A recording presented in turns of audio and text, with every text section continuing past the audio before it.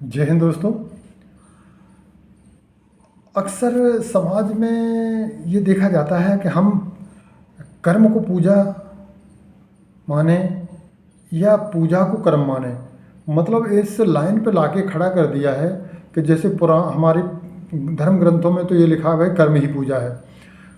कर्म तो प्रधान है। किसी भी मतलब महापुरुष ने जो भी रचनाएं की उनमें दोनों भाग्य और इसको किया तो है, लेकिन कर्म को ही प्रधान माना। बिना कर्म करे तो आप उसकी भाग्य को तो आप मतलब कह ही नहीं सकते हैं कि भाई वो अकेले कुछ ऐसे टपका देगा स्वर्ग से जो अशरफियाँ जिससे आप माला माल हो जाएंगे।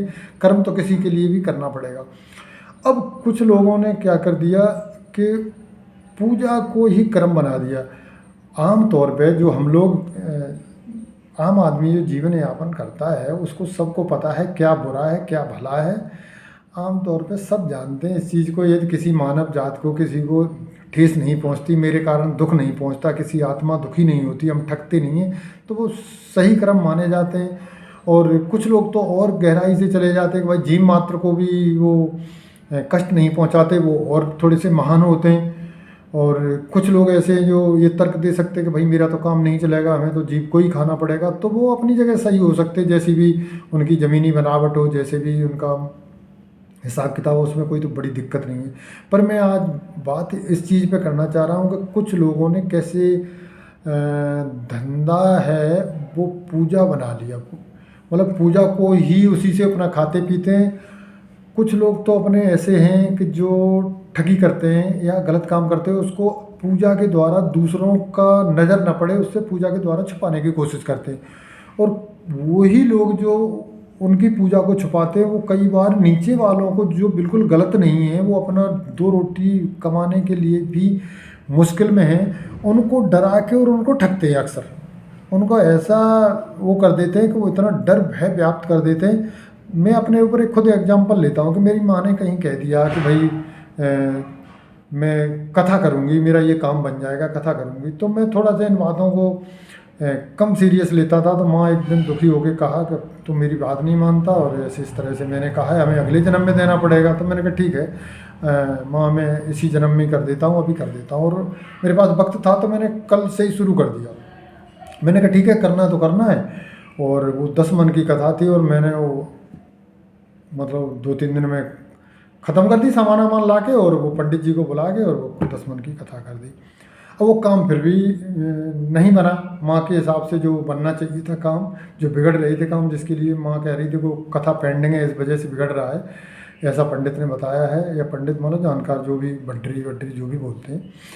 तो वो काम फिर बिगड़ गया। तो माँ ने पूछा होगा, तो उन्होंने कहा कि भैया जो भी होते वो जानने वाले, उन्होंने कहा कि नहीं तुम्हारे बेटे ने मन से नहीं किया, इस वजह से काम बिगड़ रहे। तो माँ ने हमें फिर बताया कि वो तुम ऐसे ही करता रहता है, तुमने वो मन से नहीं किया इस वजह से हो गया। तो मैंने कहा माँ, मैंने तन से किया और धन से किया, सब कुछ से किया। क्या खाने वालों को पता था कि मैं मन से नहीं कर रहा, उनके पास क्या हो रहा था? मैं तो मन मन धन से नहीं किया, तो पंडित को तो पहले ही से पता था, तो मेरा ये क्यों इतना नुकसान करवा दिया भाई?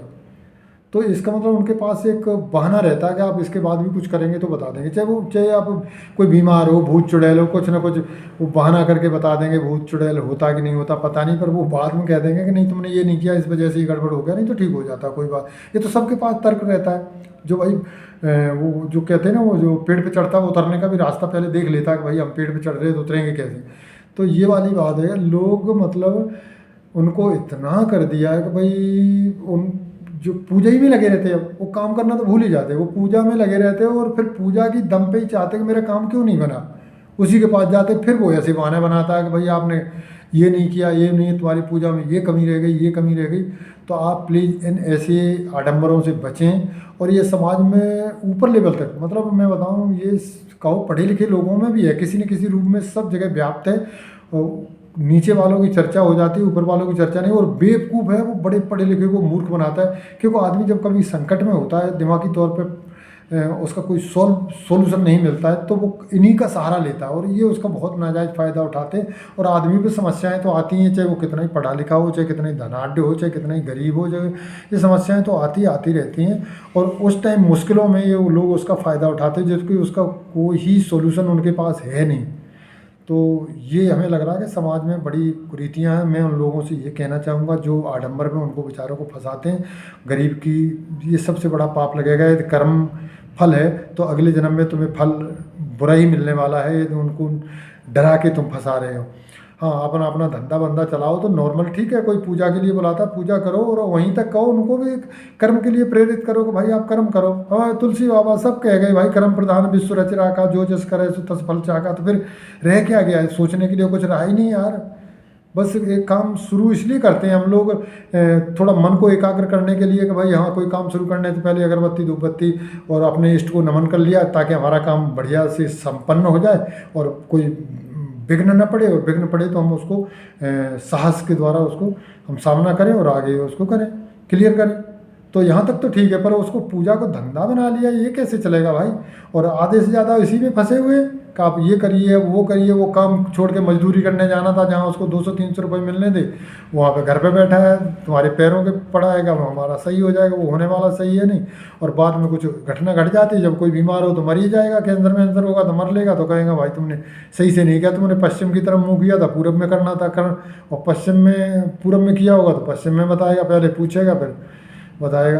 तो भाई इन चीज़ों से दूर रहो, जो ऐसे जिनके ऊपर बीत रही है वो दूर रहें, जो कर रहे हैं वो प्लीज़ छोड़ दें।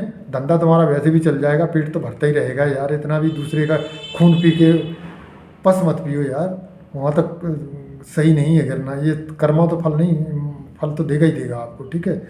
तो भाई ये हमें सामाजिक बुराई लगी, मैं इस पर चर्चा करना चाहता, लगे कि ये वास्तव में सत्य है तो लाइक करें, शेयर करें और सब्सक्राइब करने के लिए बहुत वक्त है, आराम से कर लेना। जय हिंद।